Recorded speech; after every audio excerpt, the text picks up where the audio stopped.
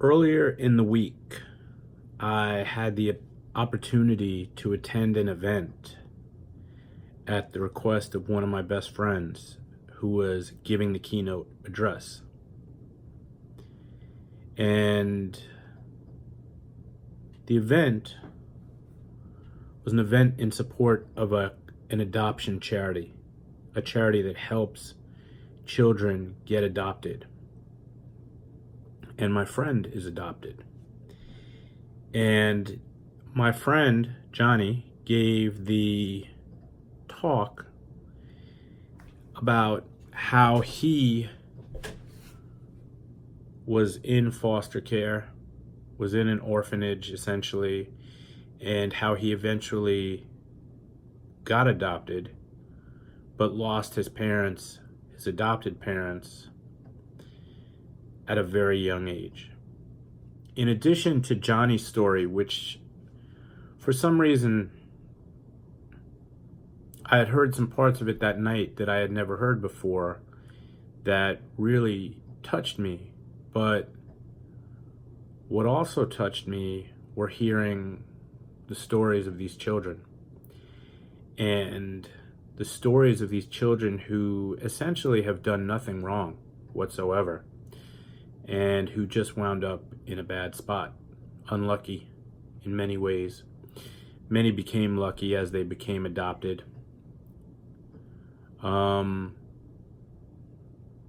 in a strange way, it really felt to me sort of like when I went previously to adopt a dog or a cat.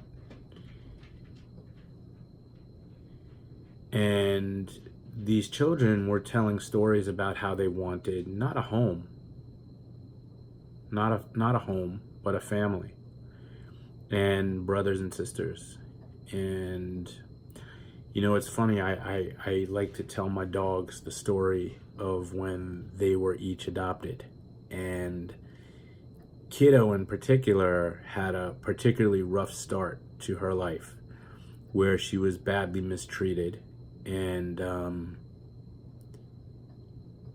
just badly mistreated by humans.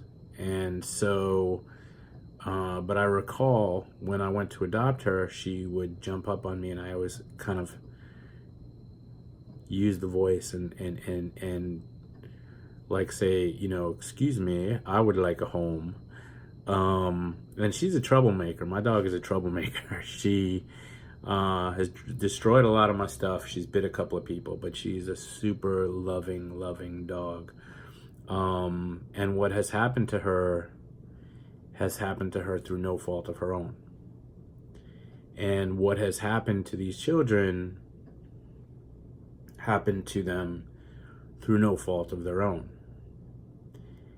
And it really got me thinking about things. And you may wonder what this has to do with you. Well, I'll tell you what it has to do with you in the sense or through the eyes of what it has to do with me. And what it did for me is it put things in perspective for me. It put things in a different perspective. And I thought to myself, wow, all of the things that I think are troublesome in my life, or all of the things that I find to be uncomfortable or difficult to deal with or upsetting, pale in comparison to what these children have been through, have gone through, and for most are still going through. Most of the things that I consider to be uncomfortable in my life or difficult or unpleasant pale in comparison to what I know my dog has gone through, okay? And again, you may ask yourself, why am I telling you this? As adults, we have the ability to make choices. As human beings, we have the ability to make choices. Sometimes our choices work out well. Other times our choices do not work out so well. But we still have the ability to make choices. As always, I will ask you to examine your life and to make assessments about things that you have the ability to change. Yesterday I talked about wiggle room. Yesterday I talked about running room. Hey Monk. Hey buddy. Monk, say hello to everybody. You a good boy? And, you know, again, my point in telling you this is as follows. A, perspective. Nobody's life is perfect. Some are more perfect or less perfect than others, yet we still have the ability to make choices. Those choices may turn out to be for us, or those choices may turn out to act against us. Yet, it's important that we recognize our ability to choose and our ability to take one action versus another. I also started thinking this week about commitment. Today is Veterans Day. Okay, now depending upon when you watch this, it may or may not still be Veterans Day, and in all likelihood it won't be Veterans Day. However, the story is equally poignant at any day, on any given day of the year. And it's about the willingness to make a commitment to something that is bigger than ourselves. The willingness to put our own needs, our own wants, our own desires aside for a moment so that we can contribute to a greater good, so that we can make a difference in the world. I look at our soldiers, but I also look at our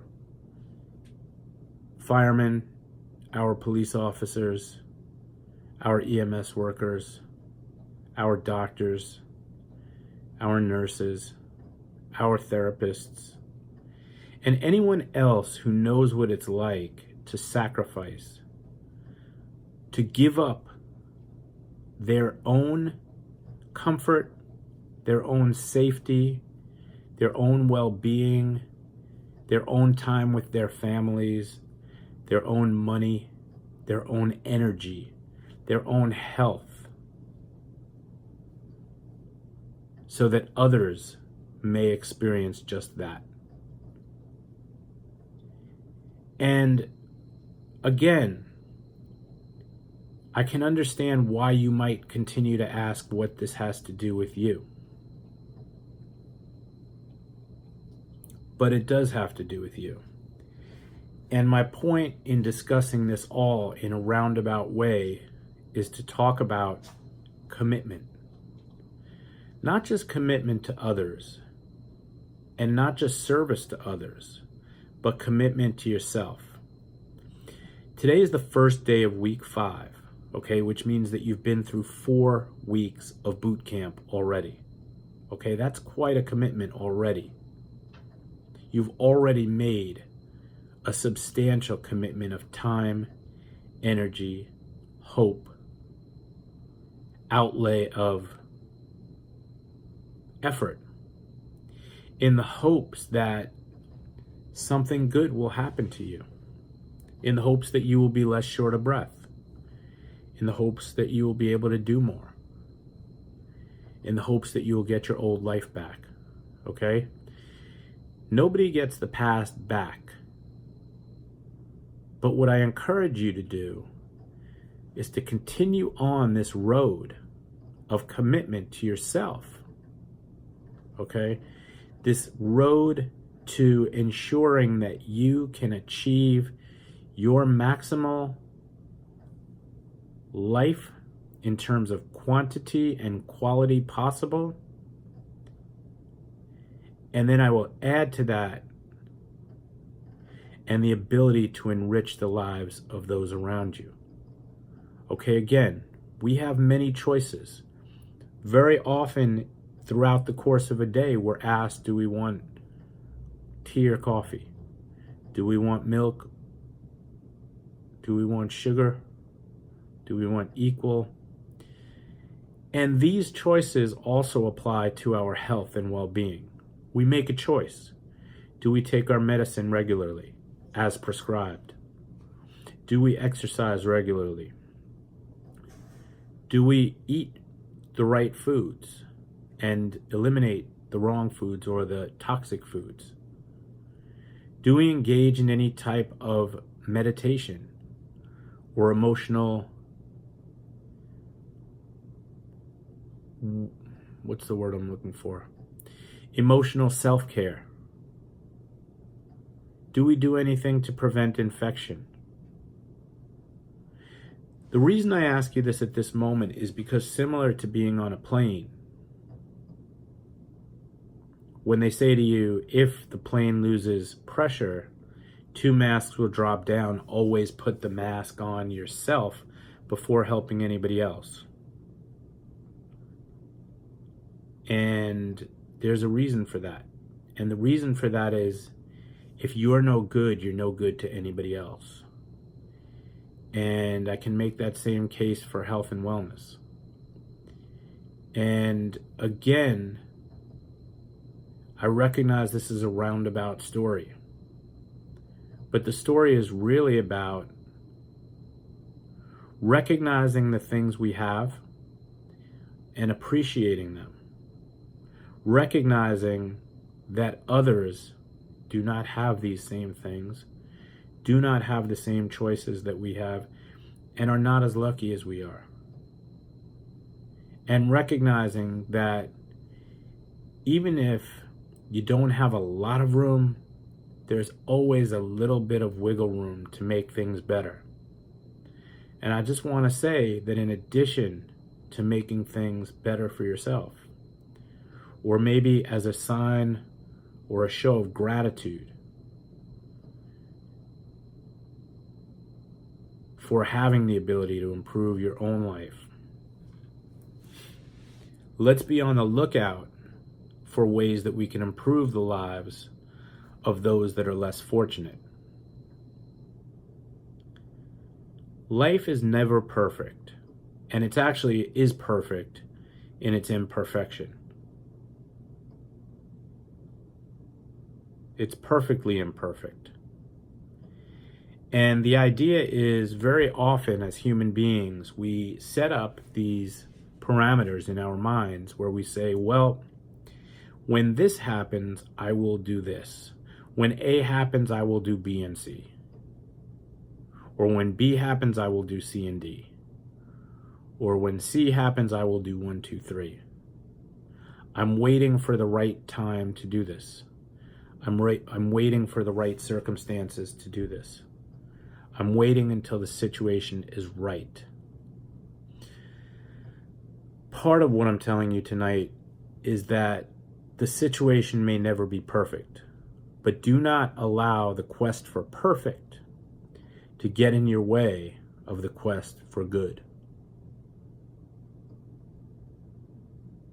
Because perfection rarely shows its face. Pretty good shows its face a lot. And it's up to us to look for that pretty good. It's up to us to look for that face when it shows itself and to be appreciative for it. To be appreciative for a good morning, a good afternoon, a good evening, a good day if you're damn lucky. And to always keep things in perspective. And to always keep in mind the fact that as bad as you think things are for yourself, there's always people who would kill to be in your shoes. There's an old saying that says, if everybody were to walk into a room and, excuse me, if everybody were to walk into a room and put their problems on a table, once they saw the problems of everybody else, they would quickly rush to get their own problems back. Now, again, I'm not saying this to preach, And I'm not saying this to minimize your pain or your discomfort or your shortness of breath or your illness or your injury. All I'm looking to do is to point out the fact that when we become focused on ourselves as the sole purpose, we lose focus of that and those around us. We lose focus of the rest of the world. But when we put the focus on ourselves so that we can help and improve or in some way make a small difference in the rest of the world,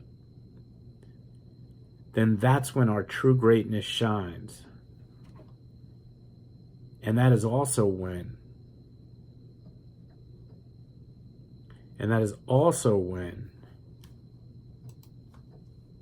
things really start to happen for us, because we're no longer focusing on ourselves. We could focus on ourselves all day, every day. And it's very easy when you're sick or you're not feeling well or you're dealing with a chronic illness to get caught up on every moment. And, it's easier also because we're teaching you about your medications. We're teaching you about exercise. We're teaching you about nutrition and meditation, etc., etc., etc. But as I say all the time, we rehab you so you can live your life. You don't live to rehab. And the other addition I will make to that is that the other addition I will make to that is the fact that initially we need to raise your awareness of all these different things so that you can take action, so that you can make improvements in these various areas, with the ultimate goal of reducing your attention or your need for attention on these things. So again, what's the best day in the world with a chronic illness? It's a day that you don't think about your chronic illness. So again, we're shifting a little bit. And the shift I'm asking you to make, after for 4 weeks we've asked you to focus solely on yourself and solely on the improvement of your own well-being, is to now start splitting things a little bit to where you're equally focused on yourself, or at least, let's say maybe even 2/3 focused on yourself. At least 1/3 should be focused on the needs of others, whether that be the person who's used to being our caregiver in the form of our spouse or a significant other or family members, etc., etc. But start out by shifting the focus off of yourself, and rather than telling someone else about yourself, ask how they are doing.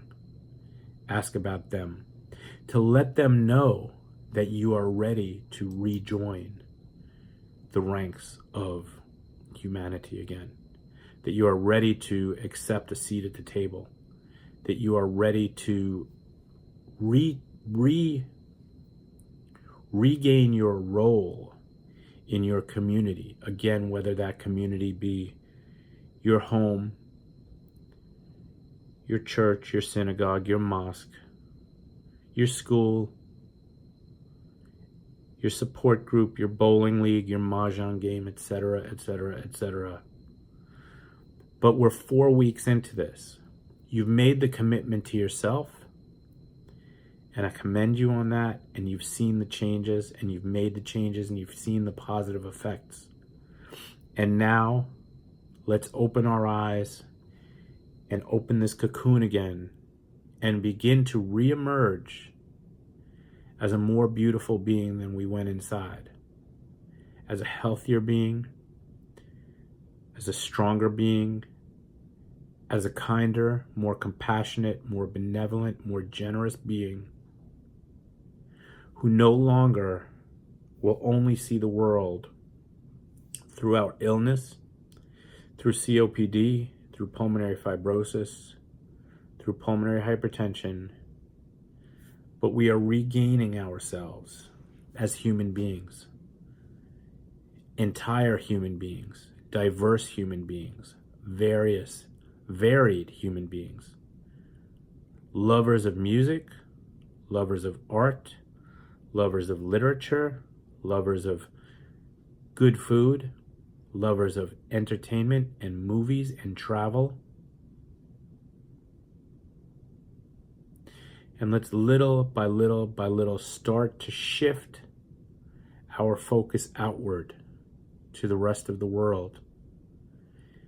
And you don't start with the whole world. You start with the person next to you, the people around you, the dog, cat, bird, or turtle that you're taking care of.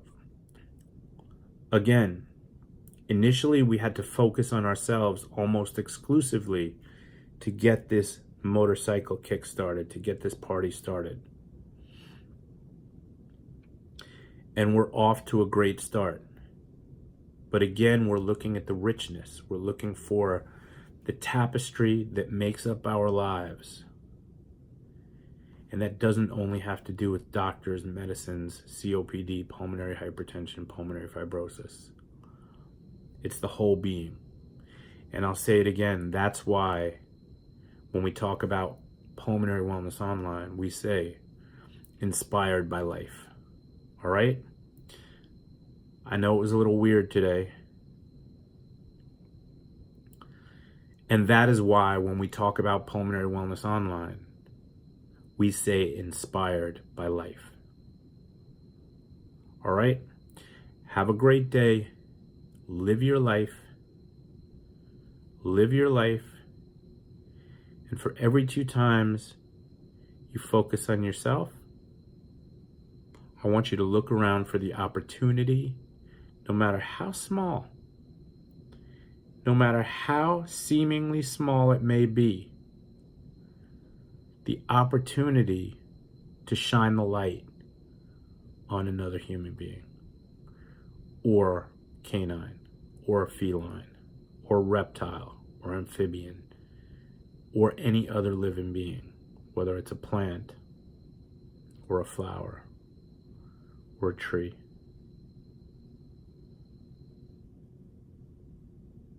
Think about this. You'll get it. And when you think about commitment, you've made the commitment to yourself. Now let's look outward, okay? And remember that whatever you think your problems are, and please understand, and please believe that I'm not minimizing them. But we are alive. We have our lives. We are human beings living with an illness. We are not our illness. We are not our illness. And now it is time to continue that commitment on. Have a great day, everybody. Bye-bye. One other thing I wanted to mention as it relates to choice. Choice has to do with decision making. And what I'm going to ask of you is that each day you get up and decide that you will make the most of this day. And from an ultimate pulmonary wellness perspective, what that means is that you're going to do your best to take your medications as prescribed, that you're going to do your best to get some exercise in, that you're going to do your best to make some good nutrition choices, to take care of yourself emotionally and spiritually, and to take steps to make sure that you don't get sick. Okay? It's coming up to flu season, pneumonia season, flu shots, pneumonia vaccine. My opinion, my strong opinion. Have a great day, everybody.